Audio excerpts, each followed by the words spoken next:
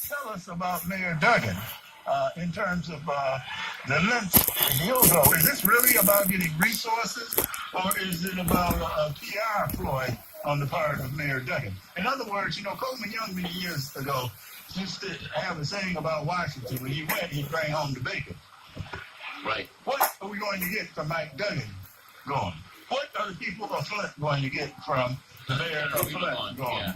I mean, other than another photo op. I mean, we need to move beyond the photo op and get real resources here in Detroit. Detroit is America's blackest and poorest city. Children in Detroit, 80% of them live in abject poverty. I don't have to tell you that. You know that better than anyone. So if Mayor Duggan is going to Detroit, to Washington, to the White House, hand in hand, how can he go there and not mention poverty and a reason why Donald Trump should open up the coffers of the federal government to Detroit? Yeah, the mayor hasn't issued a public statement yet as to what he was when he went there, what he was looking for. But the mayor of New York, Bill de Blasio, and some other mayors who declined the invitation, and you could tell the president felt it, that New York, his own city, the mayor of that city declined to come there because the mayor of New York said they did not agree with some of the policies of the Trump administration, so they cannot be there and fake it. You know what I mean? They can't be there and fake it when they're in battle with the federal government. The question, though, for Mayor Duggan is what did he present at the White House, and how soon does he expect that Trump will support him in terms of bringing the bacon home? Well, you would think that this Mayor Duggan would have the respect for the people of the city of Detroit to at least reach out and say, this is why I'm going to Washington to meet with the Trump administration. This is what I would like to ask for, and then we'll be able to measure Trump's commitment to urban America and Detroit in particular. What are you going to Washington for, Mayor Duggan? What's in it for Detroit when you go there and kowtow to the far-right reactionary policies of the Trump administration? When Obama was in office, I remember, back when Joe Biden always was here, but the Duggan administration was always quick to announce how much funding they were getting from Washington, whether it's from HUD or whether it's from the Department of Housing and Urban Development and different different departments within the federal government through the Obama administration. I mean, Duggan always touted how the White House was helping. I remember the big meeting that they had. Eric Holder was in town, and they basically quantified how much federal funds Detroit got, up to the amount of $300 million and so forth. But since the exit, or since the end of the Obama administration, we have not had, if you will, any kind of new announcements or funding coming from Washington to this administration. If there is, I've not seen it. Maybe I didn't follow it, but I've not read anywhere where the Duggan administration has announced a new round of funding for the city of Detroit from the Trump administration. And certainly you used the key word, quantify. We should be able to measure what Mayor Duggan is getting if he's over there meeting with the Trump administration. You went to Washington, you're making a big PR move with it that you're there, but why are you going? What is your agenda? The least that this Duggan administration could do is inform the people of Detroit why he's going to Washington to meet with the Trump administration. And then we can measure the effectiveness of that trip and whether or not he brings home the bacon or a little granola bar. Mayor of New York, Bill de Blasio, declined the invitation, and Trump specifically mentioned that. And whenever Trump mentions something, it's personal for him.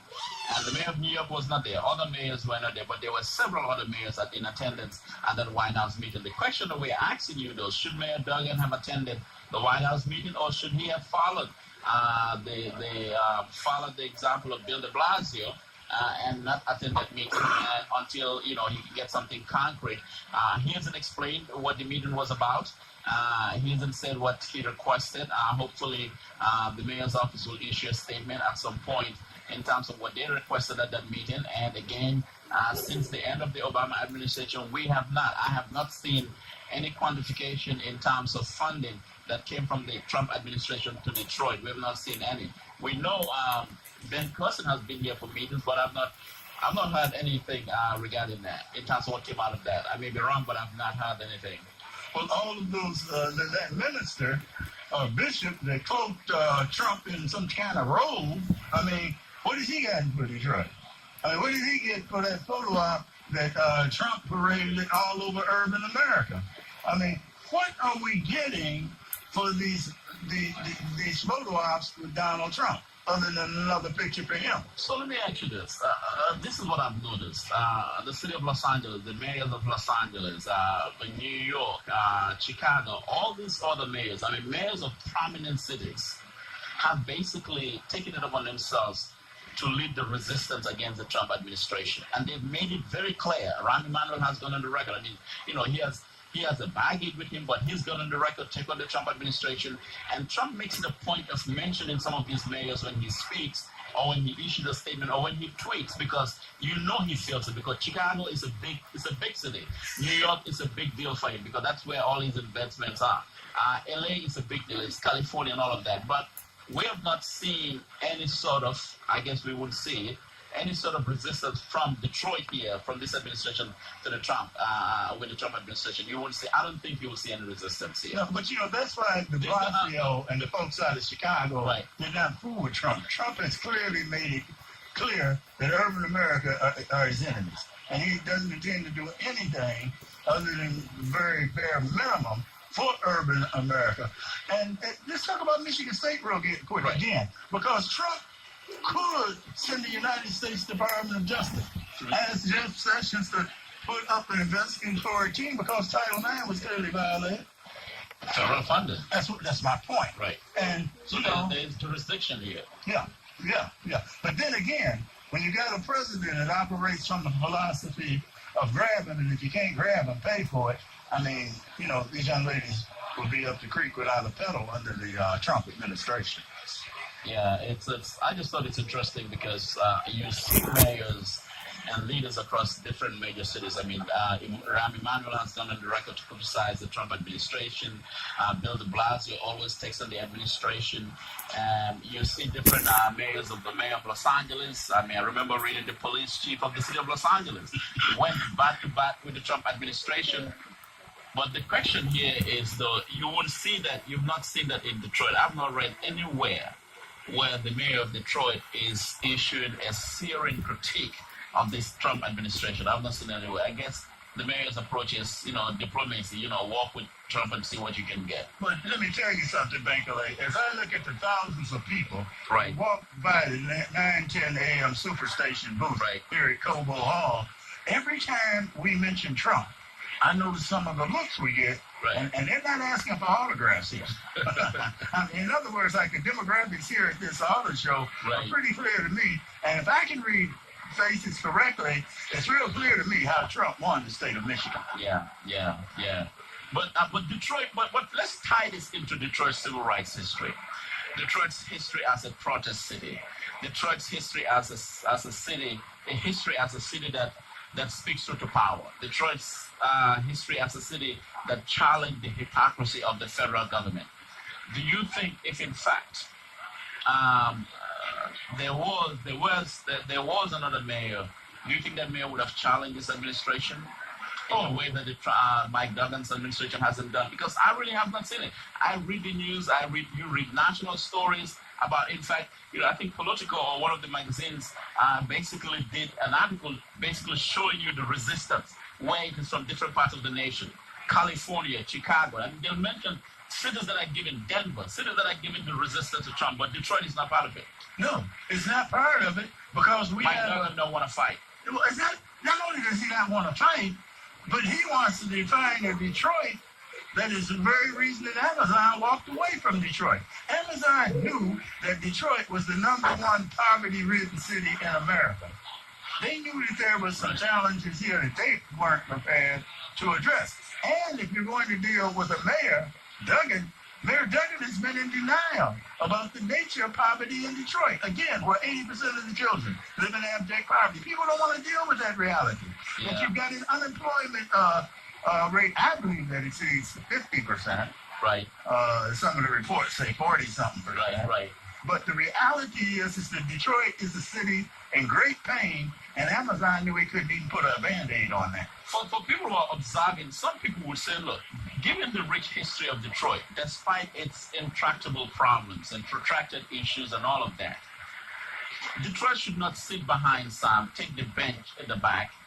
New York, Chicago, Los Angeles, and these other major cities like Detroit, taking the lead in the resistance and basically saying, okay, I mean, making it clear where they disagree with the administration. I mean, I'm sure they find ways to work with the administration, but they're very clear in their critique. Yeah, absolutely. Why is Detroit taking a back seat? The reason Detroit is taking a back seat is because this is a mayor that does not want to be burdened as a white mayor who took care of America's blackest and poorest city. He has obviously a different type of agenda anytime that he can wallow in denial about the demographics and the economic apartheid that exists here in Detroit. And this is important because this ties into the governor's race. You know, if Detroit is not seen, or if Detroit's leadership is not viewed as a leading critique of the Trump administration, I don't see what the incentive is here in the governor's race.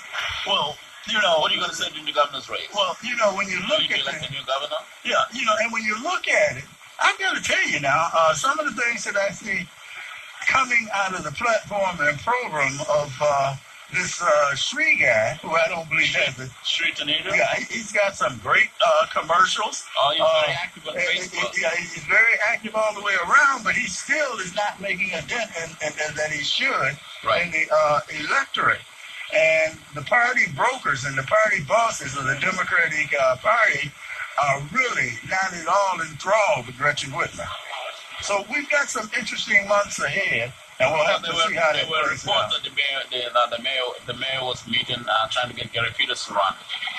Gary Peters is not going to run. Why would you run for governor? Governors leave that position to run for the U.S. Senate. He's already a United States senator. But obviously, Mayor Duggan is not satisfied with Gretchen Whitmer. No, and maybe he's not satisfied with her because he doesn't control her. You see, people that want to be party bosses in the manner of Dick Daley of Chicago, they want to control the politics of an entire state. And that's where I believe Duggan's people are. They want to control. They aren't interested in the essence of democracy and having a candidate that dukes it out on the battlefield of ideas become the next Democratic candidate for governor. I mean, there's no predictability in the world of Mike Duggan in terms of Gretchen Whitmer. If we're talking about that, we have a gubernatorial town hall that I'll be moderating February 19th. It's a Monday evening, 6 p.m. at Martin Luther King Junior High School with all the 4 Democratic candidates for governor: Gretchen Whitmer, Abdul El-Sayed, Sri Tanita, and Bill Cobbs. And it's at 6 p.m. at Martin Luther King Junior High School. The focus of the town hall is poverty and economic inclusion, and all the candidates, all 4 candidates have agreed they will participate in that important town hall. 6 p.m. February 19th at Martin Luther King Junior High School. You can go on Eventbrite and just type to February 19th gubernatorial town hall at RSVP for that event. It's going to be the first of its kind to convene all 4 candidates running for governor, Democratic running for governor, will be talking about economic inclusion and poverty. Well, that's great, Bankley. I've got a question for you. Did you extend an invitation to Mayor Duggan to attend that town hall? No, I did not. Okay, but he knows it's going down. He can just walk through the door. The doors of the church the doors of the school are open. The doors of the school are open. You're right. The mayor is welcome to attend. There'll be several folks there attending, but hey, the mayor is welcome to attend. He didn't attend the mayoral town hall on poverty, but he can come and listen to what the 4 gubernatorial candidates are saying about his city. Well, let me tell you what I know about politics in America. This may be the first